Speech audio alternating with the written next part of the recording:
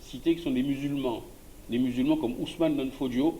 Donc ici, on voit Othman Dan Fodio, qui est un grand musulman et qui a essayé de reconstituer un empire musulman, hein, qui a finalement repoussé beaucoup de populations de l'Afrique centrale vers le bas, notamment les populations du Cameroun qui étaient sur le plateau de l'Adamawa, Adamawa qui est le nom d'un compagnon d'Ousmane et qui a refoulé vers la côte. Donc on a les Bamileke, les Bamoun, et puis plus bas les Fang, toutes les populations qui ont dégringolé vers leur Gabon. Il y a aussi ici Mamadou Lamine, qui est un Sonenke. Mamadou Lamine, donc des livres que notre ami a amenés. Il y a aussi Alpha Yaya, du Fouta Djalon. Fouta Djalon, c'est une montagne du Sénégal. Sénégal, qui est proche de la Guinée, et le Fouta Djalon héberge des peuls, comme le Fouta Toro un peu plus haut, et comme le Massina vers le centre. Donc ça, c'est un grand résistant peul. Il y a aussi, alors j'ai Ousmane Dan Fodio, Mamadou Lamine, Alpha Yaya, et puis là c'est un bouquin sur les grands résistants de Ibrahima Baba Kake, qui est décédé déjà, il y a 3 ou 4 ans, qui était un grand historien guinéen, qui est mort, et qui retrace la vie de, on voit ici d'ailleurs, ici Béhanzin avec son chapeau caractéristique des rois du Dahomey. Donc voilà. Et ce qui montre que, alors ici, Rabat, conquérant des pays tchadiens. Alors ça, c'est au niveau de l'Afrique centrale, du Tchad.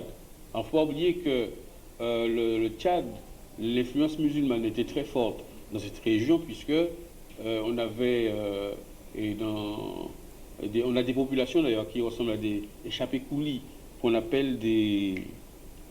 j'oublie le nom. Des Toubous. Hein? Des Toubous, des Teda, des... Donc tous les gens de Anakaza, etc. Quoi. Hein? Voilà. Les Tunjou, les Toubous et les Tunjou, qui sont faits des métis de Noirs et d'Arabes. Donc voilà, la mise en condition. Donc on voit que les musulmans, il y a eu de grands résistants musulmans en Afrique qui ont lutté contre la colonisation européenne. Bien. Alors, mais nous allons demander à notre invité plus de détails sur les recherches, sur la contribution, par exemple, des musulmans à l'histoire de l'Afrique et à la présence africaine des Antilles. Mais d'abord, une question qui se pose, pourquoi un musulman aux Antilles? Oui, c'est-à-dire que, effectivement, je pense qu'à ce niveau-là, nous avons quelques carences au niveau de l'histoire. Et c'est pour cela que nous, personnellement, nous voulons travailler en bonne intelligence avec nos frères intellectuels pour justement apporter les maillons manquants à l'histoire caribéenne, parce que nous considérons que restituer cette histoire, c'est contribuer à... c'est légitime, et il faudrait que toute cette histoire soit intégrée à notre patrimoine africain caribéen. Déjà, il faut savoir que, bon, je veux dire que concernant la contribution, il faut savoir qu'avant même l'arrivée des Européens, en Amérique, il y avait des échanges entre l'Afrique et, je veux dire, les peuples amérindiens, l'Amérindie, parce que dans notre terminologie, au lieu de parler de l'Amérique du Sud ou l'Amérique latine, nous parlons de l'Amérindie. Pour nous, l'Amérindie, c'est les régions qui étaient habitées par les Amérindiens. Et nous avions un empereur qui s'appelait Abou Bakar au Mali, qui a, dans l'histoire, organisé, commandité des voyages entre l'Afrique et le continent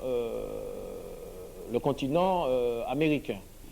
Et nous avons un certain nombre d'auteurs qui nous rapportent ces faits. Par exemple, nous avons un journaliste trinidadien qui s'appelle Andy Thomas, eh bien, il a rapporté ces faits dans un livre qui s'intitule The Soul of the World, l'âme de l'humanité. Et il dit que avant l'arrivée des Européens en Amérique, eh bien, la présence des Africains était notoire parce qu'ils ont eu des échanges très importants pendant de longues périodes. Et paraît-il que le mot Brésil, en fait, quand on cherche la terminologie pour le mot Brésil, dans comment dirais-je, dans les langues européennes, eh bien, on ne voit pas très bien. Tandis que il y a un savant qui s'appelle Amidola qui dit qu'effectivement, que le nom de Brésil a été donné par une tribu qui s'appelait les Birzala. C'était une tribu, c'est-à-dire africaine, mélangée un peu avec les Berbères. Bon. Donc, c'est très important parce que, pour savoir qu'il y a eu une certaine antériorité de la présence africaine aux Amériques, qui, pour nous, est très importante parce que ce qui fait que les Noirs peuvent avoir une raison de revendiquer ce continent, puisque les leurs, nous, nos ancêtres, sont arrivés là-bas bien avant les Européens. Et aussi, pendant la période coloniale, l'activité des Africains dans les rébellions et dans les révoltes anti-esclavagistes a été très très marquée. Et il est bon d'en parler parce que ces gens-là sont très différents de nous, mais lorsqu'ils sont arrivés dans les Antilles, ils étaient imprégnés d'un imaginaire africain, d'une vision, comment dirais-je, culturelle, spirituelle, civilisationnelle africaine. Et il me semble que cela a été déterminant dans l'énergie qu'ils ont dépensée, y compris les animistes, pour justement galvaniser les populations noires, pour qu'elles sortent de cet esclavagisme, quoi. Donc je crois que de ce point de vue, il y a un lien à faire avec l'Afrique.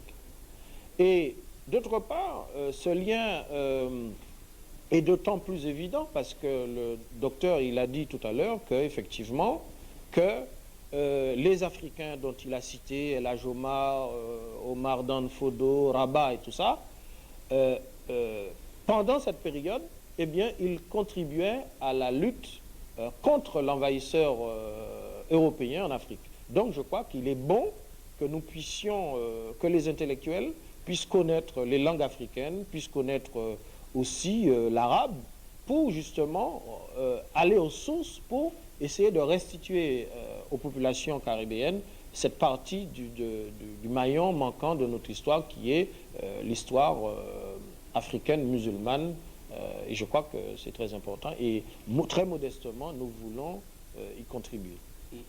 C'est vrai, moi j'approuve absolument parce que, et en ce qui concerne la contribution des Arabes, c'est par des auteurs arabes qu'on a su qu'il y avait de grandes villes comme Tombouctou en Afrique. Et puis, il ne faut pas oublier qu'il y a beaucoup de choses. Moi, je prends un auteur qui s'appelle comme Massoudi, qui avait écrit que la Terre tourne autour du Soleil. Il a écrit ça bien avant Galilée. Bon, donc, il y a beaucoup de choses qui ont été effectivement des pays arabes. Je prends aussi un autre exemple, le stéthoscope qu'on utilise en médecine, c'est d'origine arabe. On dit que l'AENEC a inventé le stéthoscope. Non, l'AENEC a remarqué que les Arabes écoutaient les bruits du cœur avec une espèce de trompette qu'ils mettaient au bout de l'oreille, qui avait une membrane au bout, et ils ont copié ça, donc c'est d'origine arabe. Mais en ce qui concerne l'arrivée des Africains aux Antilles, c'est vrai que c'est en 1312 exactement que Aboubakari II, ce deuxième, qui était le successeur de Soundiata Keïta, qui là est effectivement arrivé en Amérique, et le dieu Quetzalcoatl des Incas, des Mayas, je me souviens très bien, mais ce dieu, c'est la représentation d'Aboubacar. C'est-à-dire que ce dieu Quetzalcoatl, on le représente avec un grand boubou blanc et une toque blanche sur la tête. Pourquoi? Parce que on avait prévu, les devins de ces peuples amérindiens avaient dit qu'un jour arriverait un dieu noir, et avec vêtus de blanc, etc. Et quand ils ont vu justement arriver à la tête d'une pirogue cet empereur malien, mais je dis, ça y est, c'est Quetzalcoatl. Donc, même l'existence de ce dieu prouve même que ces Africains sont venus bien avant Christophe Colomb.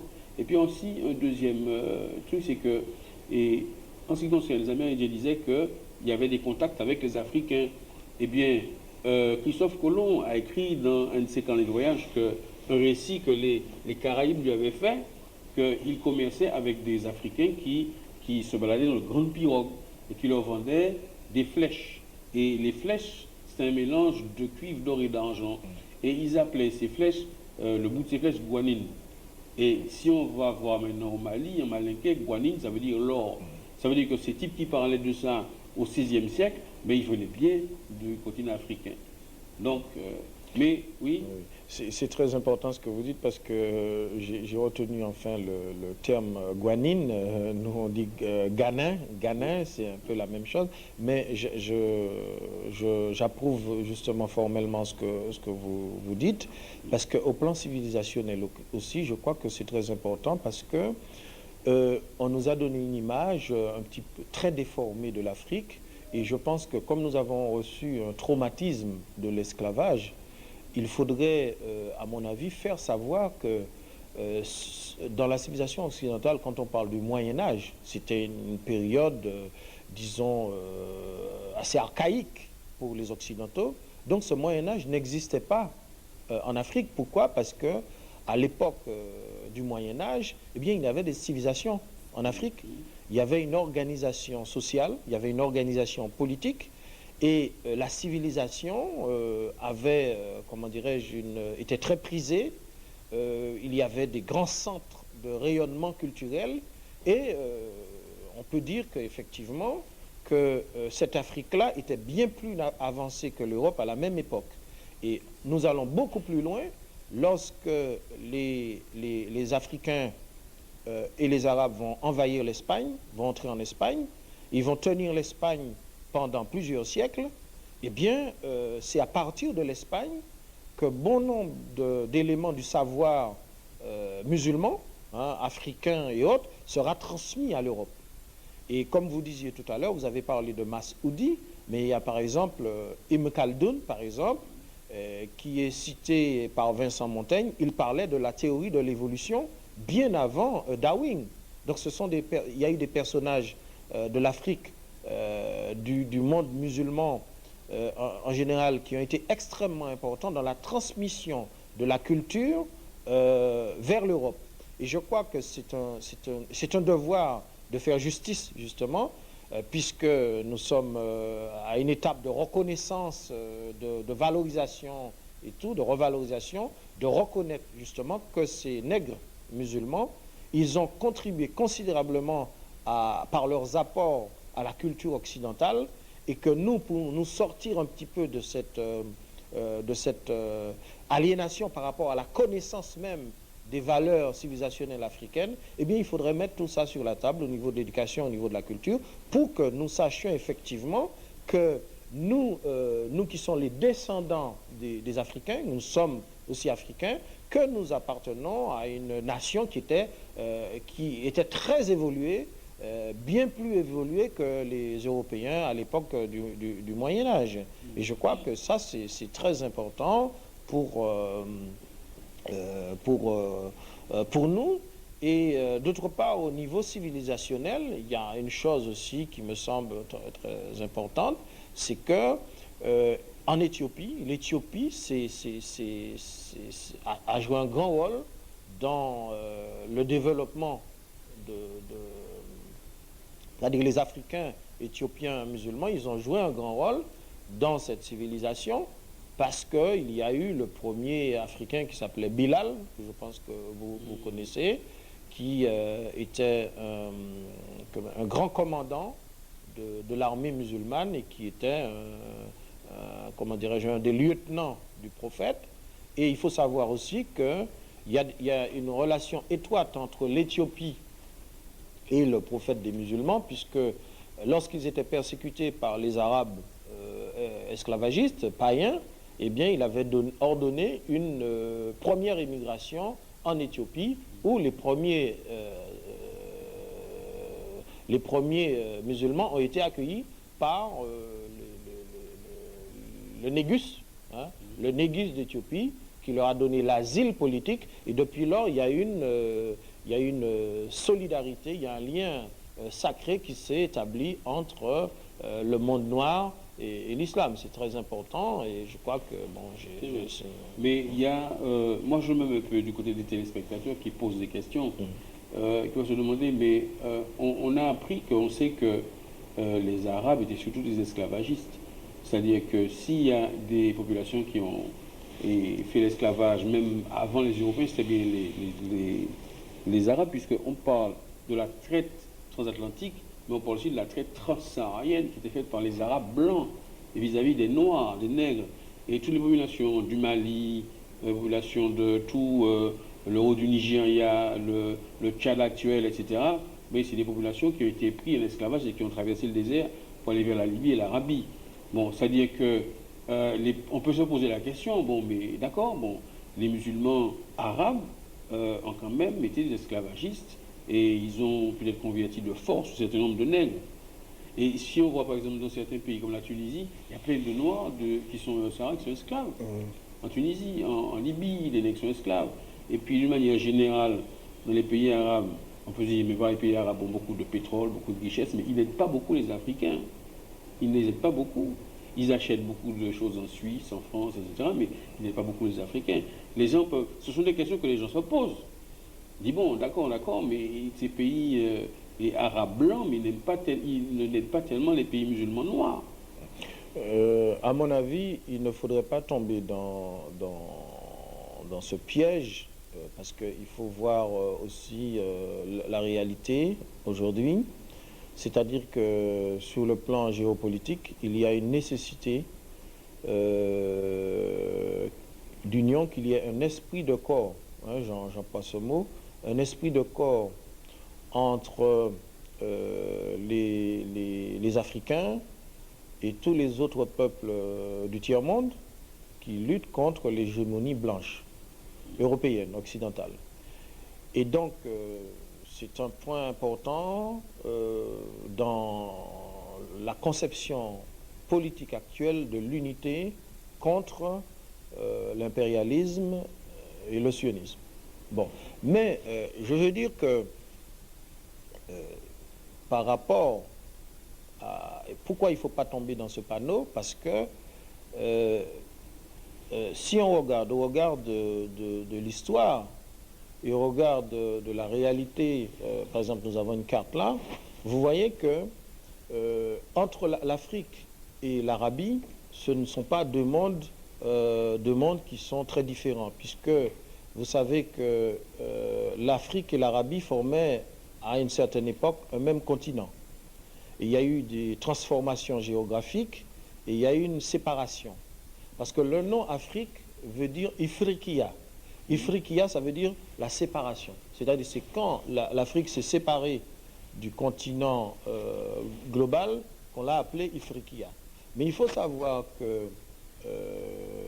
qu'il y avait des rapports très étroits entre les Africains et les Arabes depuis les temps les plus reculés.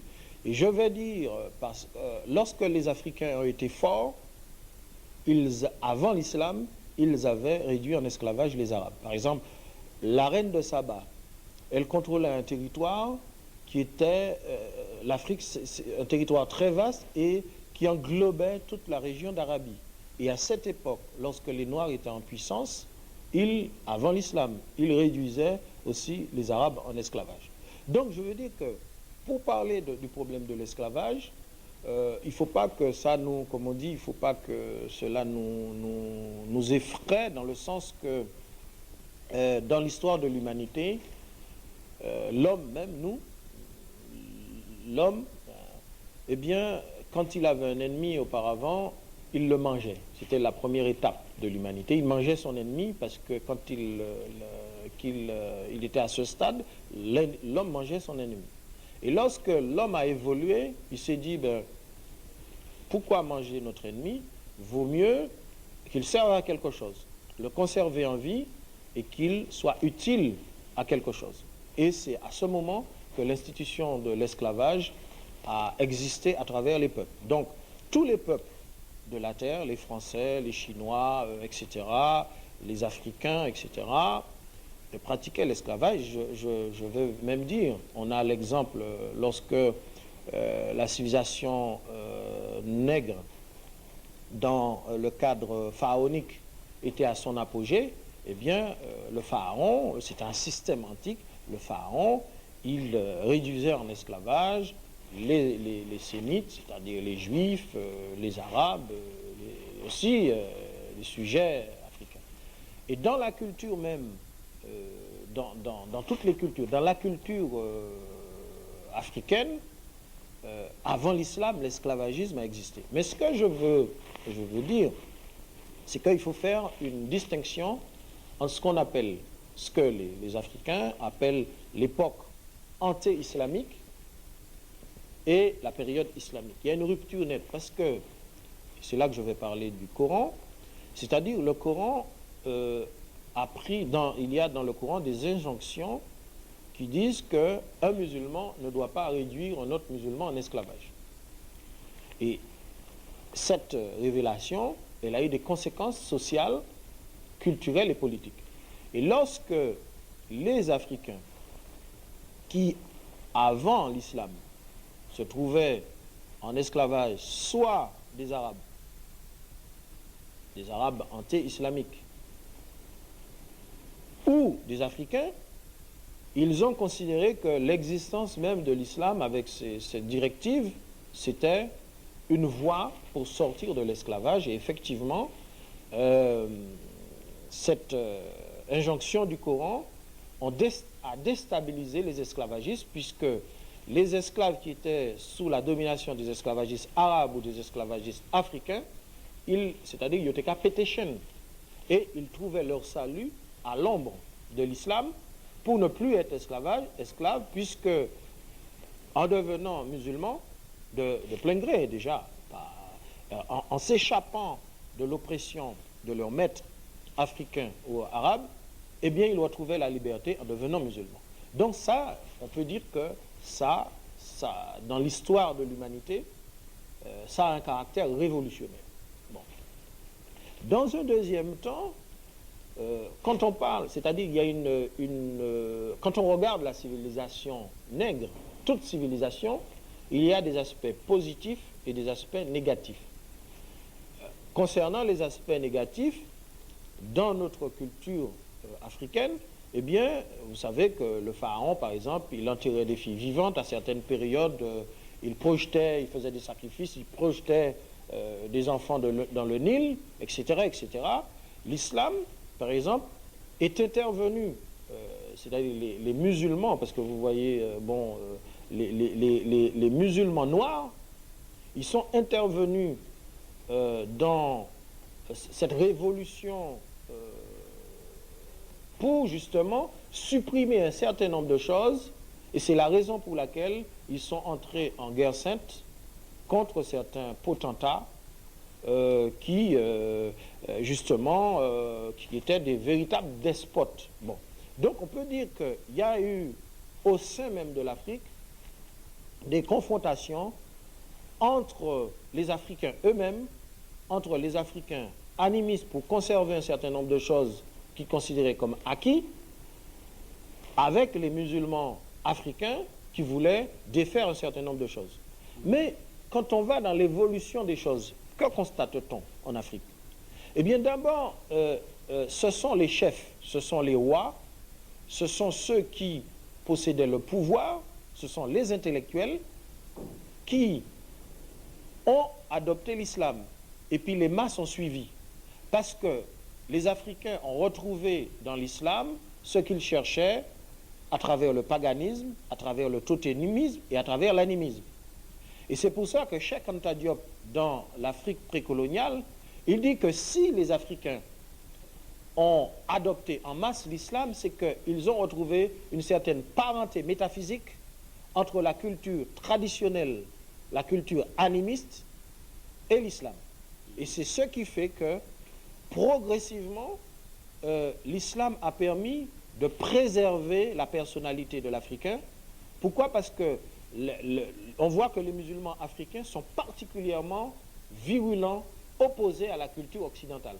Donc, c'est-à-dire qu'au moment où il y avait une possibilité d'effritement de la culture africaine, comme la nôtre a été effritée sous la pression de l'assimilation occidentale, eh bien, la culture islamique a joué un rôle de ferment, puisqu'elle a dressé les musulmans, les Noirs de l'Afrique, contre l'Occident, parce qu'il y a une ligne de partage, c'est-à-dire l'esprit de corps des Africains ne vont pas vers les Européens, mais ils vont plutôt vers les Asiatiques, vers les Arabes et vers les autres peuples orientaux. C'est pour ça que dissocier, c'est-à-dire tomber dans le piège aujourd'hui d'une propagande qui, à partir des faits qu'on peut juger, parce que c'était des humains, eh bien, on va casser un ressort anti-impérialiste, parce qu'aujourd'hui,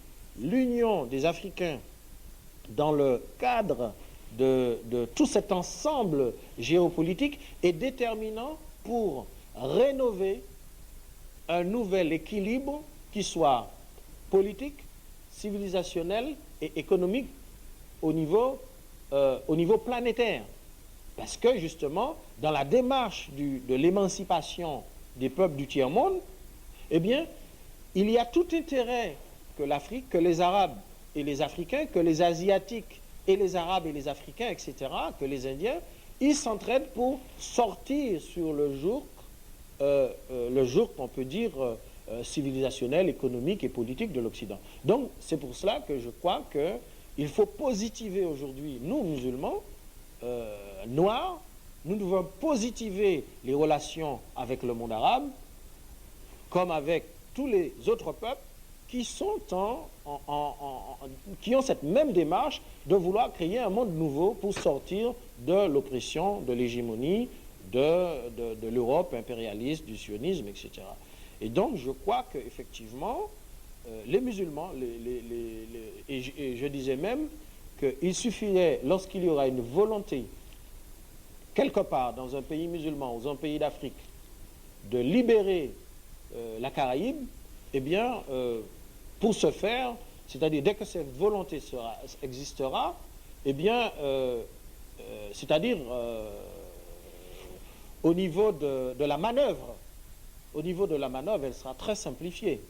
Parce que, c'est-à-dire, je pense que les musulmans caribéens, américains, et les musulmans, déjà, je veux dire que je veux parler des musulmans des Antilles. Les musulmans des Antilles, ils sont, c'est-à-dire, ils ont un esprit de corps par rapport au mouvement indépendantiste.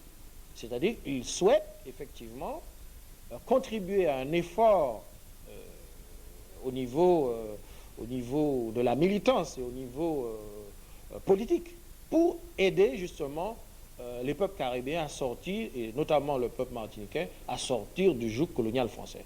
Et donc je pense que peut-être que comme durant l'esclavage, il y a eu des gens très importants qui ont été à la pointe du combat, qui sont des gens comme Boukman, parce que Boukman c'est un musulman, il faut le savoir, parce que le nom de Boukman, il se trouve dans le Coran, quand vous lisez la sourate Omyum, Boukman, Summun. Boukman, ça veut dire un homme muet, c'est-à-dire un clandestin. C'est-à-dire quelqu'un qui se cache pour organiser la résistance de son peuple. Donc ces gens-là, ils ont été des martyrs.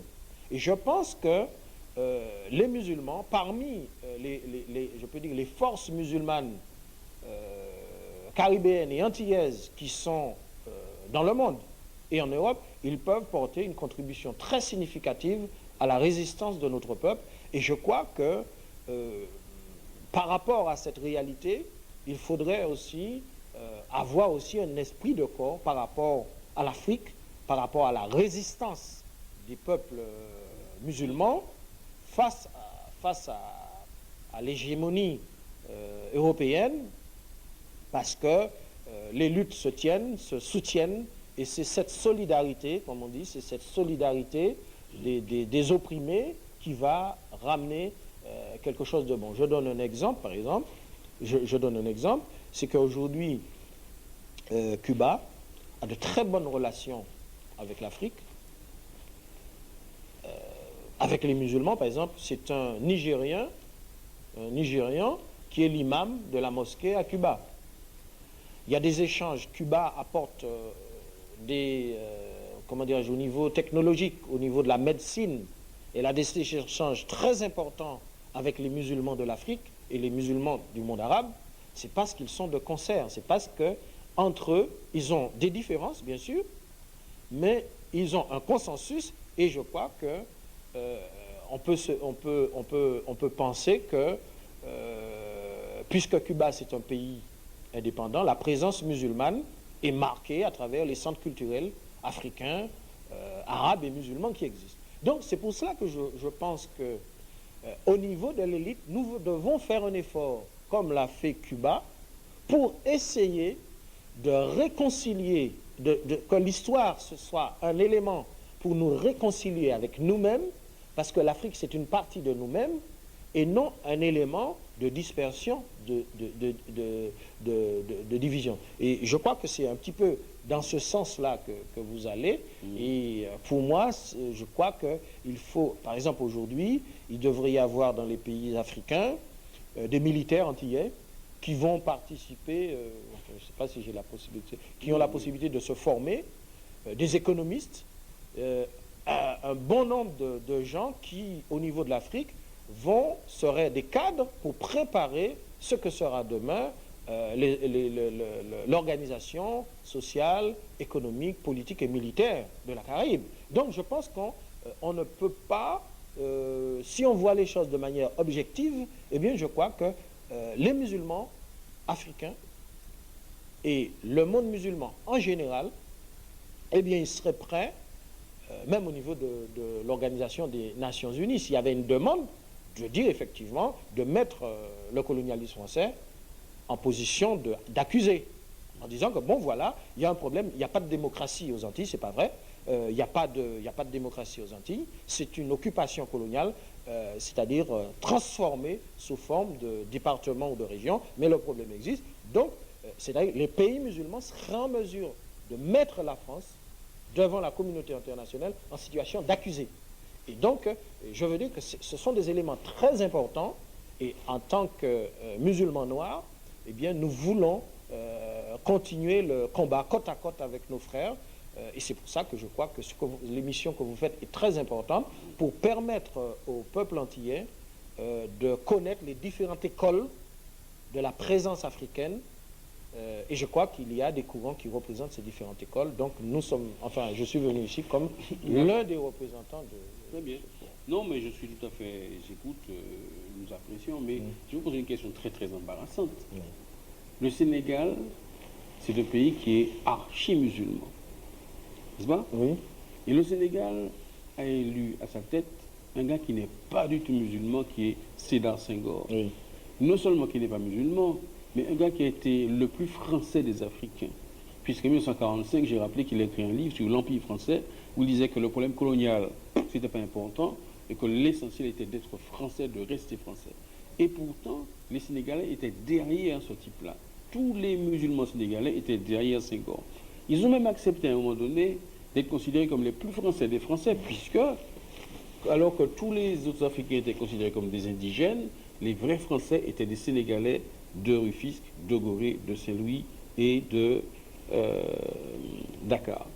Bon, donc, en fait, on peut dire que dans un pays vraiment musulman, c'était les gens les plus assimilés qui existaient à un moment donné. Et l'islam n'a pas su éjecter Senghor, puisqu'il a été longtemps président de la République du Sénégal. Mais je vais... oui, c'est un débat franc, et que même les Africains, j'aurais aimé, parce qu'il y a des Africains qui sont sénégalais, qui sont aux Antilles. Alors il faut qu'on réponde assez vite parce qu'il nous reste 3 minutes. Là. Oui, c'est-à-dire que voilà, c'est-à-dire que pourquoi? Parce que vous savez, l'instauration de la colonisation française au Sénégal, ce qui a présidé à l'installation de cette colonisation, c'est, comment dirais-je, l'élimination des différents chefs musulmans. Je donne 1895-1902 du cheikh Amadou Bamba. Là, ce livre-là parle de son exil au Gabon. Or, il représentait un mouvement de résistance à la colonisation